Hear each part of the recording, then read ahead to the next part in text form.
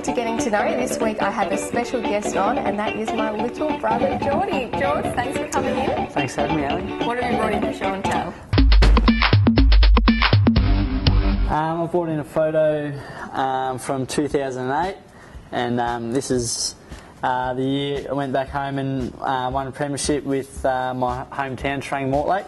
So it was a special day, and I didn't play many senior games for him, but I was lucky enough to get a game in the grand final and got to play with my brother there, who's in the middle with his finger up. Yeah, a day I'll never forget. And you have got a special memento from the grand final being a tattoo.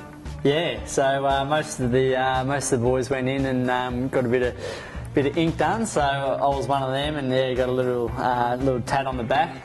Just says we were the Trang Mortlake Bloods, so it says Bloods 2008. So. And how did Grandma take it? Yeah, Grandma got a bit of a shock. George, we've got some questions from Twitter, Instagram and Facebook for you. Yep. Sarah wants to know, how does it feel wearing number 13? Is it good or bad luck for you? Yeah, well, I'm not much of a superstitious person, so there was never an issue when Chris Connolly rang me up after my first year. So I wore 49 in my first year, and then yeah, was lucky enough to get offered 13. So it was great to get the opportunity to wear number 13. So far so good in number 13? Hopefully a few more wins. Yep. Benjamin Grinter wants to know, what's your earliest football memory and who is the biggest influence on your career? Benny Grinter, he's one of my good mates, so it's a good question.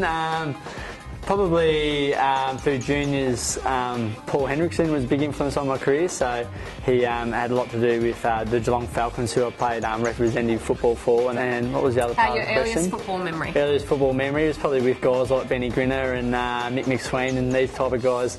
Back home, we'd always go, never miss a game of footy, local footy with Trang Mortlake.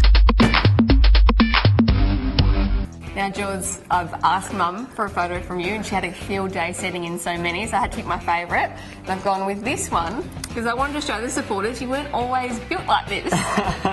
No, it was far from it. Yeah, the skin folds are through the roof there. Yeah, so huge. Always love my food, still do, but I store it. What do you think, Dad? Store it a bit better. What do you think Dad Bristol would have to say about these biceps? Yeah, I don't exist. Rob Jackson would have a fit if he saw that, our weights coach. So yeah, it's not real flattering, is it? What a strange unit. It's pretty embarrassing, that one, is it? While I've got you though, Jill's been kind enough to send through a few of yourself.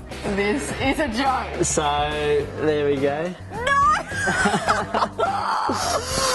So, anyone else know about this? Jill had a fielder. She sent through a few, but I think that was the best one. Oh my goodness! Like to highlight the little pot belly, popping out from under the dress, and the still haircut. got a similar hairdo now. Yeah. I think. And I'll better clear up too, that's my brother in the background, that's not me, we look a little bit similar. This is a proud family moment.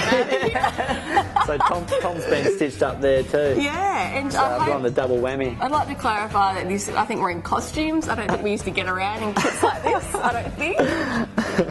We have not done the family justice here. We look like a strange bunch of weird people. Weird units from the country. What happens in Terang stays in Terang, that's the way it should have been. Hope you've enjoyed getting to know George and a little bit more about our family.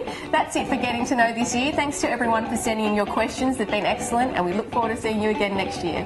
Bye!